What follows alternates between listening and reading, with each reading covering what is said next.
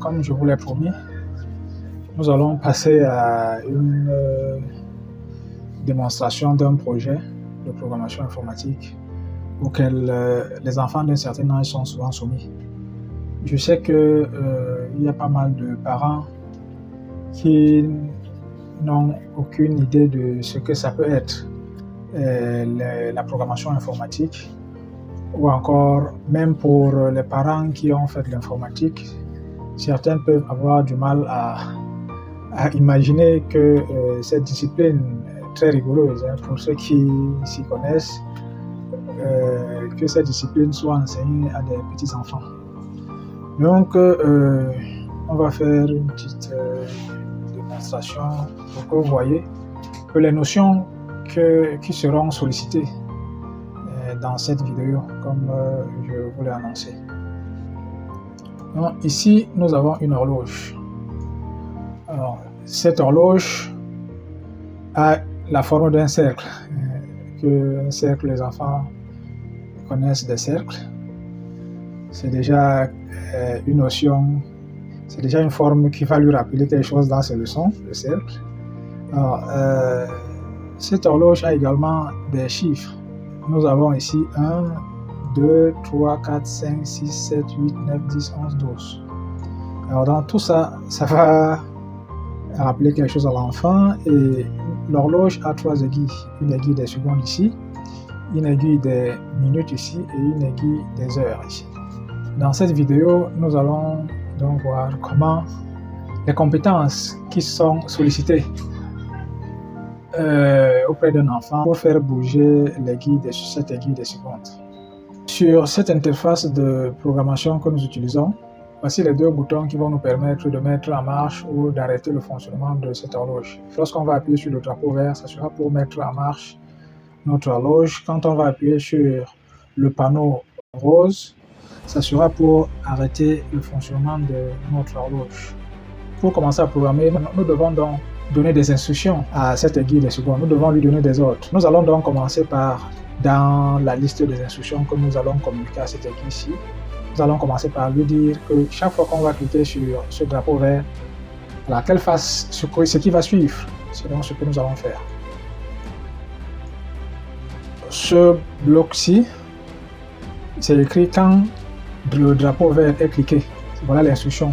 Désormais, chaque fois que ce drapeau-ci sera cliqué, toutes les instructions qui vont suivre seront exécutées. Comme je vous l'ai dit, l'objectif de la vidéo, c'est un peu pour montrer à certains parents à quelles difficultés les enfants sont souvent soumis. Donc, l'objectif n'est pas d'apprendre aux parents à refaire ce que je suis en train de faire. Donc, il n'y a que le code que nous allons écrire ne va s'appliquer que sur cette aiguille des secondes. Voilà, donc pour le moment, nous avons ce bloc de code-ci qui veut dire que lorsque le drapeau vert sera cliqué, tout ce qui va suivre soit exécuté. Nous allons cliquer sur le drapeau vert. Nous voyons qu'à ce niveau de notre programme, en cliquant sur le drapeau vert, ça ne change pas rien, on n'observe aucun mouvement ici. Nous allons donc continuer la programmation.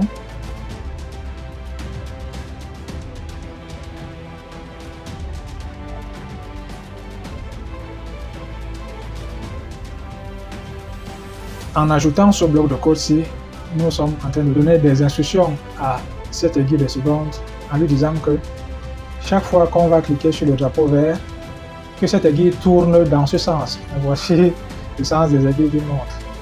Donc cette aiguille va tourner dans ce sens. Bon, là, la valeur par défaut c'est 15 degrés.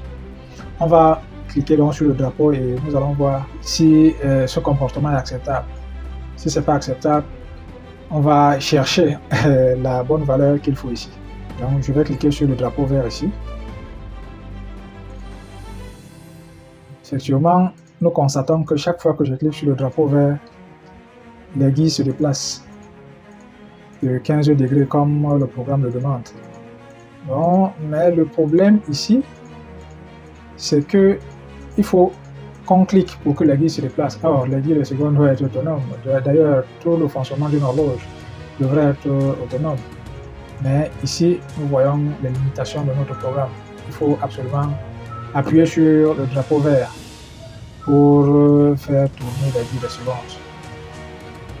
Nous allons donc rentrer dans notre programme et l'améliorer. Et pour l'améliorer, il va falloir qu'on modifie les instructions qu'on communique à l'aiguille de seconde en lui disant que quand on va cliquer sur le drapeau vert, qu'elle tourne de façon continue sans s'arrêter. C'est ce que nous allons donc faire dans le programme. On va ajouter donc ces instructions complémentaires pour que cette aiguille se comporte ainsi.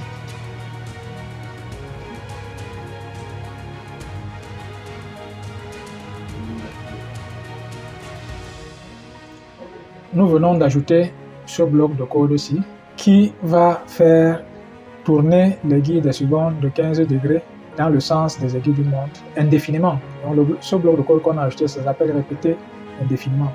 Donc tout ce qui est dans ce bloc de code-là va se faire de façon indéfinie, sans s'arrêter, sans arrêt. Donc maintenant que nous avons apporté cette modification, nous allons cliquer sur le drapeau vert et nous allons observer le comportement de l'aiguille de seconde. Si le comportement de l'aiguille de seconde est satisfaisant, on dira qu'on a terminé le programme. Mais si on se rend compte que le comportement de cette aiguille n'est pas encore optimisé, alors il va falloir qu'on revienne ici, qu'on modifie le programme afin que cette aiguille se comporte comme une horloge réelle. Donc nous allons donc cliquer sur le drapeau vert afin de voir comment cette aiguille va se comporter en fonction des instructions que nous avons données ici. Donc on clique sur le drapeau vert.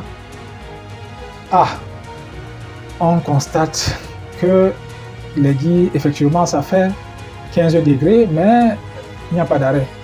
À chaque fois que ça fait 15 degrés, ça fait encore 15 degrés de plus, ça fait encore 15 degrés de plus, et ça donne un effet bizarre. Ça fait que l'aiguille tourne presque sans s'arrêter. Là, ça donne un effet bizarre. Donc, on se rend donc compte qu'à ce niveau de notre programme, il y a encore des améliorations à apporter à notre code qu'on a ici. Qu'est-ce qu'il faut faire à ce niveau-ci? Il faudrait dire à notre aiguille des secondes qui s'affole là de faire de s'arrêter, faire 15 degrés, s'arrêter, faire 15 degrés, ainsi de suite. C'est cette instruction-là qu'on doit communiquer à cette aiguille des secondes pour qu'elle se comporte à peu près comme on aurait voulu, comme une horloge réelle. Donc c'est ce que nous allons faire. On va donc lui demander de s'arrêter d'une seconde, tourner de 15 degrés et s'arrêter d'une seconde, ainsi de suite. Nous allons ajouter ce bloc de code à notre programme ici. Ensuite, nous allons revenir sur la simulation et observer le comportement de cette aiguille des secondes. Donc, nous allons d'abord arrêter la simulation ici et ensuite nous allons modifier le programme et revenir sur la simulation.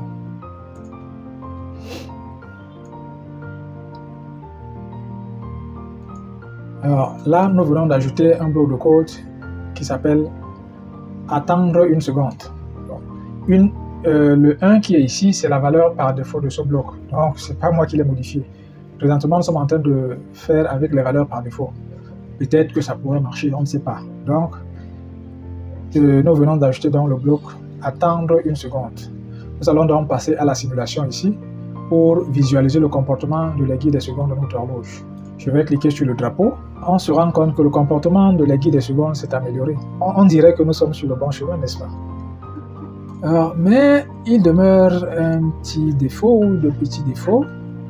Le premier défaut qui saute à l'œil là, c'est que entre deux chiffres ici, l'aiguille de seconde doit trotter 5 fois.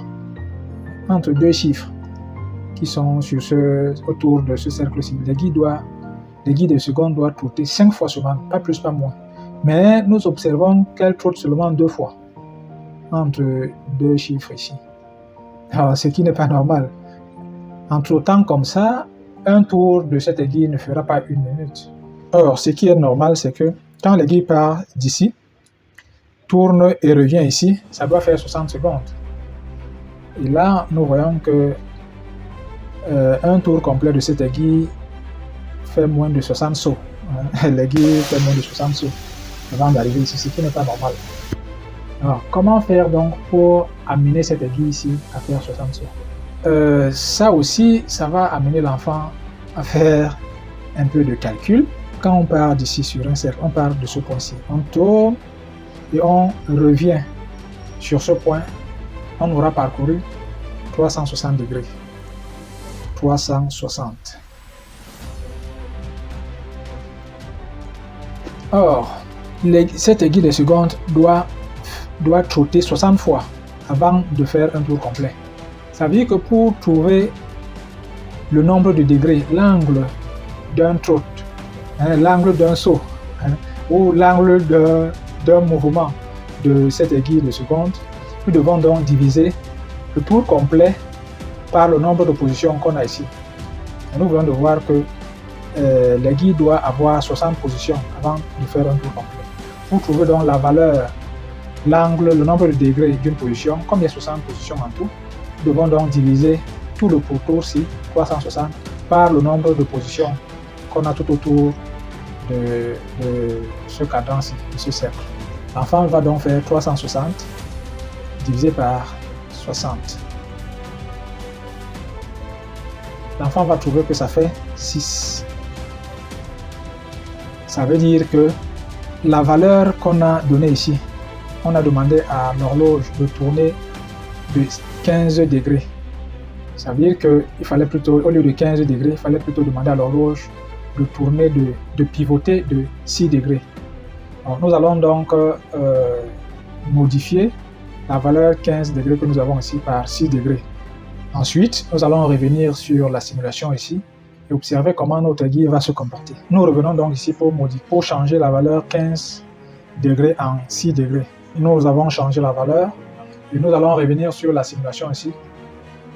Nous voyons donc que l'aiguille se comporte déjà bien après avoir changé 15 ici en 6 degrés.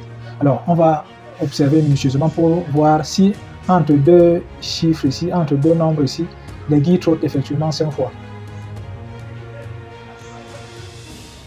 Effectivement, à regarder le comportement de cette aiguille de près, l'aiguille trotte effectivement 5 fois entre deux chiffres ici. Alors, à ce niveau de fonctionnement, c'est déjà acceptable. Mais par contre, si l'enfant doit continuer à développer le projet jusqu'à faire bouger l'aiguille des minutes et l'aiguille des heures, alors là, le programme n'est pas encore achevé parce qu'à ce stade-ci, le programme ne lui permet pas d'avoir des éléments suffisants pour faire bouger l'aiguille des minutes ou alors l'aiguille des heures. Dans cette vidéo, nous n'allons pas nous étendre sur comment programmer l'aiguille des minutes ou l'aiguille des heures, mais nous allons quand même lancer un pavé dans la mare pour montrer aux parents ou à d'autres enfants qui prétendent suivre nos formations en ligne d'avoir une idée de comment on résout ce problème. Alors, pour résoudre ce problème, l'enfant devra être amené à comprendre la notion de variable. Une variable, c'est comme un récipient dans lequel on va mettre toutes les secondes. Donc, chaque fois que l'aiguille va trotter, on va mettre 1. Elle va trotter une deuxième fois, on va mettre 2. Elle va trotter une troisième fois, on va mettre 3. Jusqu'à arriver elle va trotter à 59 fois, normalement 60 fois, 61, ainsi de suite. Donc, nous allons compter dans le nombre de fois que cette aiguille va tourner. Alors, quand l'aiguille atteint 59 trottes, normalement, elle ne doit pas faire la 60e. On doit effacer tout ce qui est dans cette variable-ci. Là, ramener donc le contenu de cette variable-ci à 0. Et c'est lorsque le contenu de cette variable-ci, de cette boîte est à 0, maintenant qu'on va déplacer l'aiguille des minutes de 6 degrés. Donc, voilà l'astuce. Donc, c'est ce que nous allons faire. Nous allons donc créer une variable que nous allons appeler seconde.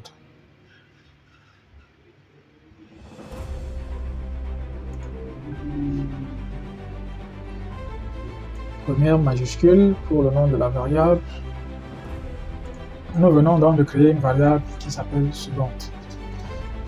Dans cette variable, donc, comme je vais l'expliquer, c'est comme une boîte dans laquelle nous allons mettre toutes les secondes que va faire cette aiguille-ci. Donc, c'est des notions que les enfants, sur lesquelles les enfants seront initiés. Ils devront être capables de les manipuler aisément. Donc, dans cette variable-ci, nous allons transférer toutes les secondes que cette aiguille-ci est en train de faire.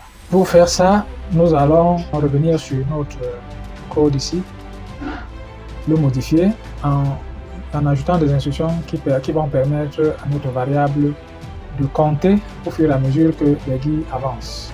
Et pour compter au fur et à mesure que les guides avancent, il va falloir ajouter 1 à chaque fois. Il va falloir ajouter 1 seconde si vous préférez. Et à chaque fois que les guides va bouger, il va falloir ajouter 1. Donc en ajoutant les 1 de façon successive, quand on va arriver à compter tout le mouvement que cet aiguille va faire. Donc, nous allons passer donc sur notre code ici. Nous allons le modifier pour à chaque fois ajouter 1 quand l'aiguille va trotter.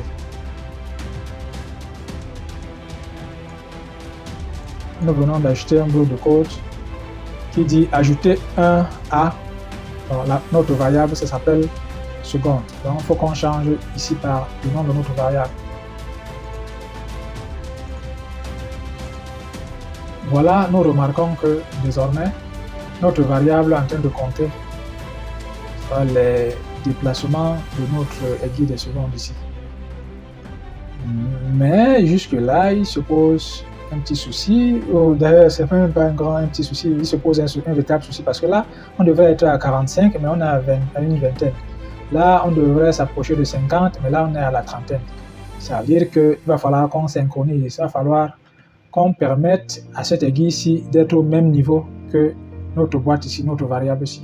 Pour faire donc ça ici, nous allons arrêter la simulation, modifier manuellement, un peu comme un remontoir sur les horloges mécaniques. Nous allons donner à cette variable-ci la valeur actuelle de l'aiguille des secondes. Cette position-ci correspond, ici on a 30, ici on a 35 secondes. Donc nous allons donc modifier la valeur de notre variable ici à 35. Ensuite, on va relancer la simulation pour voir si on a amélioré notre programme.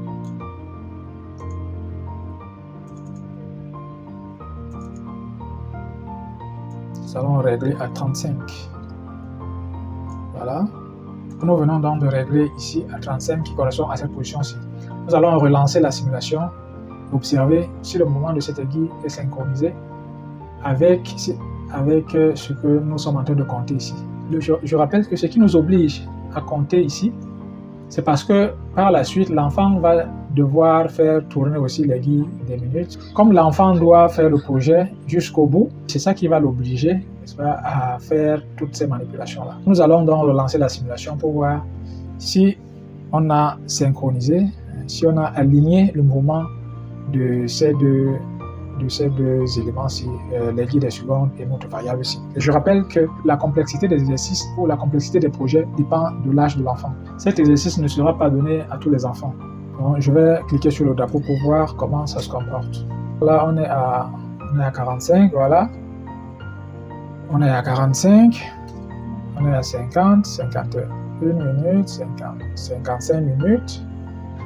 Alors là, on est à 59, on est à 60. Nous venons de remarquer qu'il y a une autre limitation de notre programme qu'on a ici. Quand on compte les secondes, on ne doit pas dépasser 59 ou 60 si vous voulez. On ne doit pas faire 59, 60, 61 jusqu'à arriver à 80 tel qu'on a ici. Ça veut dire que notre horloge tourne, mais si on doit transmettre le mouvement de l'aiguille des secondes à l'aiguille des minutes, on voit que là, il y a un souci. On ne fait que compter là, on ne fait que augmenter. Nous allons voir, quand on va encore déborder de 12 ici, voilà, on continue toujours de compter, ce qui n'est pas correct. Nous allons donc revenir ici sur notre programme pour demander à notre variable-ci de revenir à la valeur 0. Chaque fois que l'aiguille des secondes va dépasser 59, il va falloir que notre variable-ci revienne à 0. C'est donc quand cette variable-ci va revenir à 0 qu'on va déplacer l'aiguille des minutes de 6 degrés également. Donc c'est ce que nous allons faire ici sur notre programme. Nous allons ajouter ces instructions-là. Le fonctionnement, c'est C. Donc c'est aussi des instructions que les enfants vont apprendre à manipuler. Si la variable seconde prend une valeur supérieure à 59 secondes, alors remettre la variable seconde à 0. Donc comme j'ai expliqué, la variable seconde, c'est comme une boîte qui prend toutes les secondes. 59, présentement ça va dans tous les sens. 59, ça continue jusqu'à là, on a là 200 et poussières, disons même 200. Or, nous, ce que nous voulons ici, c'est que quand on arrive à 59, que ça ne continue plus de compter. Donc, qu'on efface tout le contenu qui est dans cette boîte-ci. Donc, le programme consiste donc à dire que si notre variable seconde est supérieure à 59, alors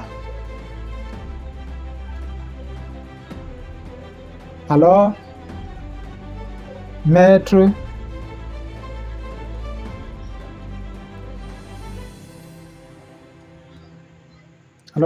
la variable seconde à 0. Donc, c'est ce programme-ci que nous devons écrire pour obtenir ce comportement-là. Donc, les enfants devront apprendre à travailler avec des conditions. Ici, nous avons une condition si et tester la condition supérieure ou égale à quelque chose ou strictement supérieure à quelque chose et donner des actions par rapport à la condition. Là, comme ici, l'action, c'est mettre la variable seconde à 0. C'est des notions auxquelles les enfants vont se frotter. Donc, c'est ce que nous allons donc faire. Au fur et à mesure que nous allons écrire ce bout de code-ci, je vais vous expliquer. Donc, nous allons commencer donc à travailler sur ce bout de code.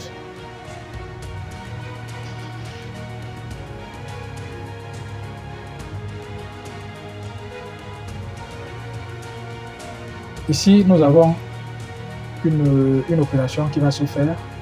Nous avons ici supérieur à 50. Ici, nous allons mettre notre variable. Et nous allons modifier le 50 ci en 59.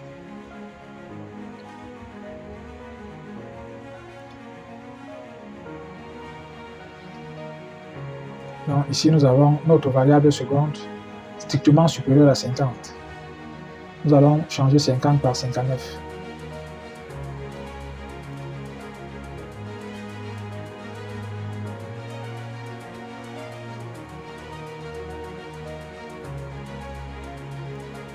Voilà, nous venons d'obtenir ce qui suit, seconde strictement supérieure à 59. Alors nous avons dit tout à l'heure qu'on doit utiliser une condition. Ensuite, tester si la condition est vraie. Si la condition est vraie, exécuter un certain nombre de choses, notamment mettre la valeur ci, la valeur de cette variable à 0. Donc, il faut donc qu'on ajoute donc la condition si.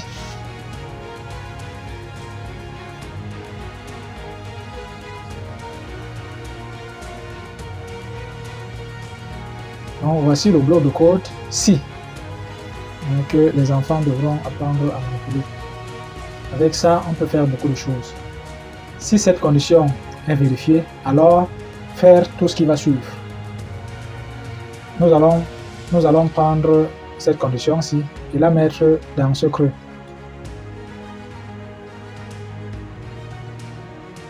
Donc, désormais, nous avons si notre variable seconde ici est supérieure à 59, alors ici on a du vide. On doit donc remplacer ce vide là par mettre la variable seconde à 0.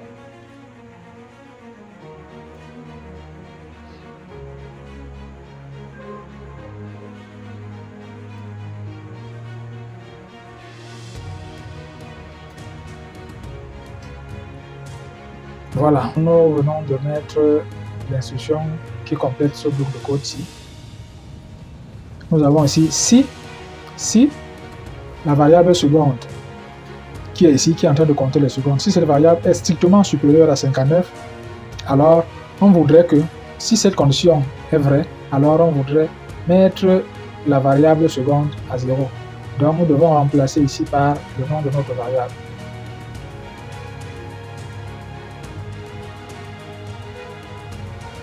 Voilà, notre bloc de code est prêt. Nous allons le charger ici dans le programme global. Ça, c'est un bloc de code détaché que nous venons de faire. Nous allons donc le porter et l'intégrer dans le bloc de code global qui est en train de faire tourner cette avis en ce moment-ci. Nous allons observer le comportement de notre variable ici. Nous remarquons que notre variable ne déborde plus 59. Donc nous allons attendre que les guides trottes arrivent ici et reviennent. Mais avant ça, nous remarquons que la valeur de la variable ici n'est pas alignée avec le nombre de secondes qu'on est en train de compter ici. Nous allons arrêter l'aiguille de secondes et régler notre variable ici.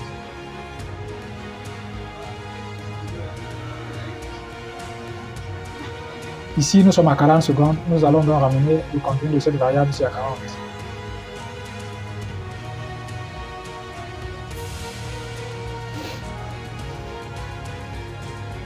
Nous allons remettre la simulation en marche.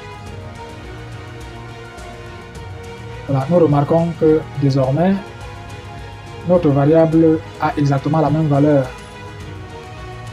que la position de l'aiguille de seconde. Donc, maintenant, ce qui nous préoccupe, c'est que nous allons voir maintenant si ça va dépasser, si ça va déborder ici 60. Voilà. Donc, après 59, on est passé à 0, on est à 5, ici on sera à 10, ici on sera à 15, ici on sera à 20, ici à 25, ici à 30, et ainsi de suite. Donc, la suite du projet donc, va consister à exploiter cette variable-ci, à dire que chaque fois que cette variable-ci va prendre la valeur 0, qu'on fasse tourner l'aiguille des minutes de 6 degrés. C'est avec la même logique qu'on va programmer le comportement de l'aiguille des heures. Voilà présenté un projet auquel nous soumettons nos bouts de chou, nos petits génies, nos futurs petits génies. Donc, comme je l'ai rappelé, il ne faudrait pas que ce petit projet apparaisse compliqué pour certains de nos enfants. Les projets sont étudiés en fonction de l'âge de l'enfant.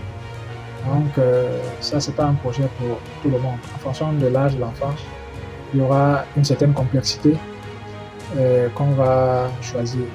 Nous encadrons les enfants de 6 ans à 14-15 ans.